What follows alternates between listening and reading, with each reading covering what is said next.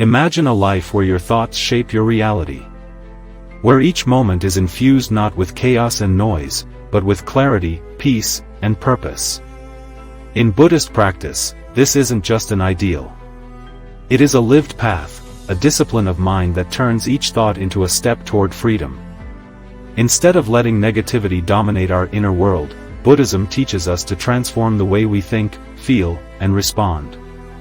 Not through denial, but through deep awareness, compassion, and discipline. In the heart of Buddhist wisdom lies the understanding that our thoughts create our world. What we focus on grows. This doesn't mean plastering over pain with forced optimism.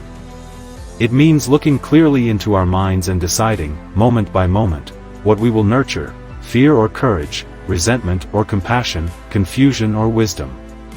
The Buddha taught that every thought, especially those repeated over time, conditions our future. Negative thoughts, if left unchecked, create suffering. But if we plant seeds of kindness, gratitude, and patience, our mind slowly turns into a peaceful garden. This is why mindfulness, or sati, is so vital. Mindfulness gives us the ability to see clearly, to pause, and to choose. We begin to notice how often our minds wander into stories of fear, regret, or judgment. We catch ourselves replaying old conversations, imagining worst-case scenarios, or criticizing ourselves needlessly. But instead of getting swept away by these patterns, we learn to observe them. With practice, we can gently return our attention to the present. The breath. The body. The reality in front of us. A powerful technique is to observe our thoughts like clouds in the sky. Thoughts of anger, sadness, or fear may arise, but we don't need to cling to them. We don't even need to believe them. We can simply say, "This is a thought. It will pass." That simple recognition creates space to choose another thought, another action, another way of being. In Buddhism, this gentle redirection is supported by meditation, especially loving-kindness or metta-meditation. In this practice, we generate goodwill toward ourselves and others. We silently repeat phrases such as, "May I be happy.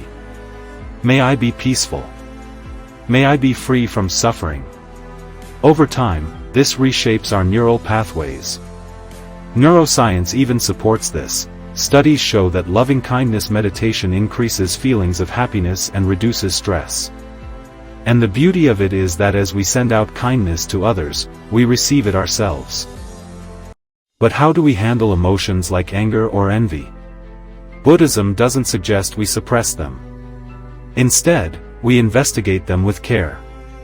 Where do I feel this in my body? What belief is behind this feeling? Is it true? By shining the light of awareness on our emotions, we learn that they are not permanent. They rise and fall like waves. We are not our anger. We are the ocean beneath it. Gratitude also plays a crucial role in reshaping the mind. The Buddha taught that joy is found not in what we have, but in how we relate to what we have.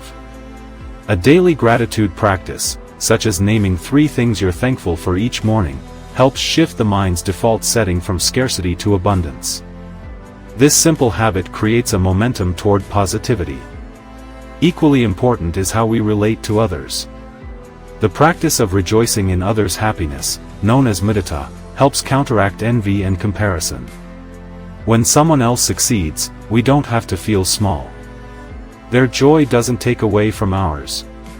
In fact, by genuinely celebrating their blessings, we multiply our own.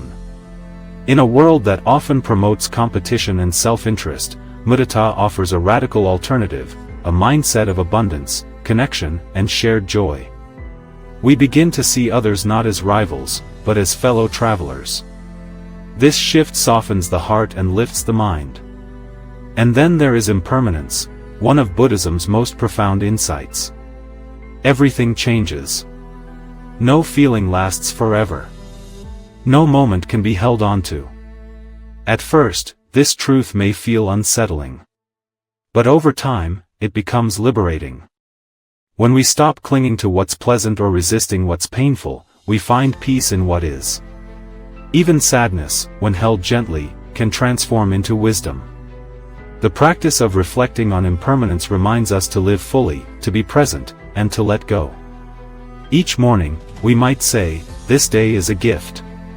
Let me meet it with openness and grace." That intention changes everything. Applying this wisdom daily doesn't require dramatic change.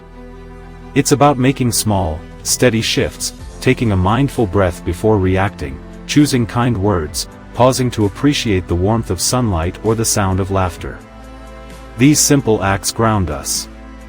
They reconnect us with life. We must also be kind to ourselves in this process. No one thinks positively all the time. Buddhism doesn't demand perfection. It invites us to begin again, as many times as we need. Each time we notice a negative thought and gently let it go, we are rewiring our minds. Each act of kindness, toward ourselves or others, builds a foundation of resilience. Ultimately, the Buddhist path is not about escaping pain or pretending life is always pleasant. It's about meeting life as it is, with clarity, courage, and compassion. When we train the mind to see clearly and choose wisely, we unlock a freedom that is not dependent on circumstances.